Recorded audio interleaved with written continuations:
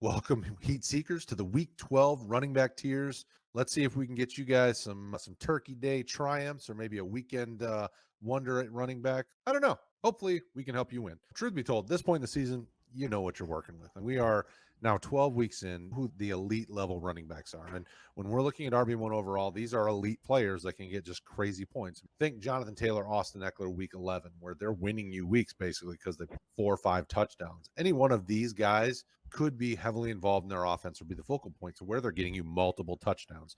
Any concerns with this list? Nope, no concerns if they all play. At this point now, we have now talked about 10 running backs and we haven't hit the RB1 tier. So I guess it isn't super surprising, but Saquon looked okay coming back. He's facing a tough Tampa Bay defense, so it wasn't surprising that he didn't have a great game. But all three of these guys look like they're borderline elite players. Any concerns here? Saquon's my only concern. We don't know what that offense is going to look like with Freddie Kitchens instead of Jason Garrett. Yeah, you think, oh, it can't get worse. I've heard that thrown around today. Like, it can always get worse. Maybe we're not hoping or expecting it to, but you never really know what it's going to end up being. And that offensive line continues to just be a big problem for him, and that's not going away. So maybe they'll be a little bit more creative in how they utilize him. I'm hoping for his sake. But out of those three, yeah, he's the biggest question mark, I think, clearly. There's a lot of opportunities here for RB1 type weeks from these guys.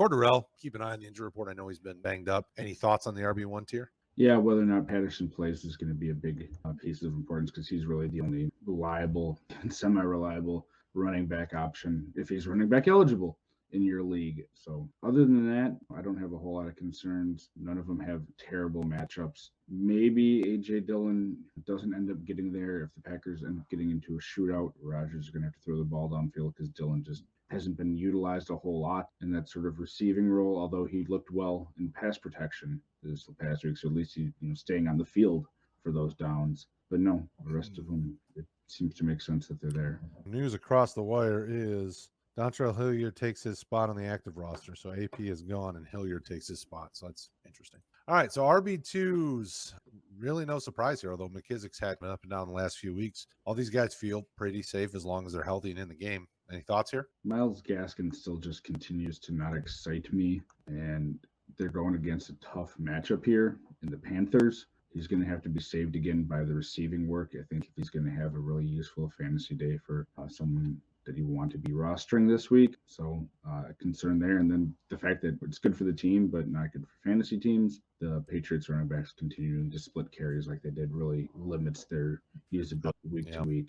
Miles Sanders looked great. That's nice to see again. Giants are an all right matchup. They're top, at least I think, all the dependent scoring, blah, blah, blah. But most part in PPR leagues, I think they're like top 5, maybe even in points allowed to running backs, which is nice to see. So it's a good spot for him. And then Elijah Mitchell, if he's healthy, is he going to be able to hold on to the ball? Is he going to have any sort of issues with having the ball in either hand or anything like that? Right. It's going to be something to pay attention to. Here's where the news starts to get a little relevant. Adrian Peterson just got released with Dontrell Hilliard taking a spot. Deonta Foreman looks to be the top dog with Dontrell Hilliard. Both of them are going to split action. What do you think about that group in the Tennessee backfield? I think it's a mess that I really don't want to get invested in one way or the other unless I absolutely have to. If you're looking at one of those guys, desperation flex play, I would be looking elsewhere. I'm only really looking at those guys if you're in one of those situations where you're super deeply, like 16, 20 teams with flex positions where you're just starting warm bodies to a degree, or if you have weird situation where you got to start with 3 running backs in a 12-team league or something, like maybe you consider them then. If you're starting 2 running backs and a flex or 2 flexes even, I'm really not interested.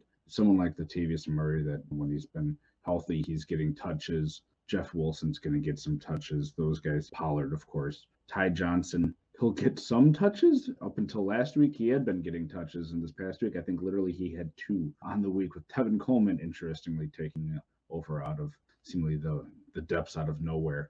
So there's a lot of situations you can't completely trust. Even Seattle, they're sort of just throwing people. We had Rashad Penny showing back up. I think he had 2 carries and maybe a catch. So it's just a weird situation overall. The only one, Pollard, Murray, and Foreman and Drake, I'd say, are guaranteed some touches. But if Elijah Mitchell's back, that you're not getting a whole lot of Jeff Wilson, I don't think, right? Especially with how they've even used Debo out of the backfield. All of his damage in fantasy was in the backfield this last week, which was weird. This is the in case of a really bad emergency, like you've slipped and fallen off the roof of a giant building. You could maybe use one of these guys, but I'm not comfortable with any of these guys. I know we have a player by the name of Kareem Hunt on here. News is that he's supposed to practice. Hopefully, they're getting him back for week 12. He's going to be on a snap count, and they're going to be easing him back in because he's just coming off injured. Like, I just don't, that doesn't make me have the warm fuzzies that Dearness Johnson won't be in there taking away some of his snaps. And I just don't feel good about all that. What's your take on the sleeper? Is there anything that you even feel remotely like? Interestingly enough, if you want to call them starting running backs for a team anyway, we have David Johnson and Burkhead down there who they're facing the Jets, who give up the most points to opposing running backs this year. So if you want to take a chance on one of them, go for it. I just worry Philip Lindsay was released. I believe they still have Royce Freeman. Correct. I can't tell you that they're not going to magically start Royce Freeman and have him go off. There's risk involved with anyone here, even if these guys play. Mike Davis has just looked terrible the past few weeks, and that's without Patterson even last week. And people were talking about maybe Wayne Gallman and it was Quadrialis, and I think ended up being the most useful. And even him, we're not talking about here. No, not at this point. Well, it's just difficult. Like you said, if he's back and you're desperate, sure. Boston Scott with Jordan Howard hurt should get some play after Miles Sanders. And Tevin Coleman we talked about with Ty Johnson. It's going to be one of those two, if not both of them, just splitting time. So it's really hard to hang your hat on one of them. It would have been Ty Johnson if he had repeated how he had the few prior weeks. Tevin Coleman had significantly more touches than Ty Johnson last week, which is odd. I'm not telling you it's not an aberration, but if you're planning ahead here, it makes it really difficult. Yeah, it's a Ty Johnson up until last week. I think 3 or 4 previous weeks was doing just fine, and then all of a sudden kind of disappeared from being used. And then Tevin Coleman, maybe because Tevin Coleman was healthy and they wanted to get him involved. I don't know. I just have no idea what to make of it, so I tend to steer clear of it. Yep. All right, folks, that's it. We got you RB1 overall, all the way down to the sleepers. Smash that like button if you liked it, and we'll see you later.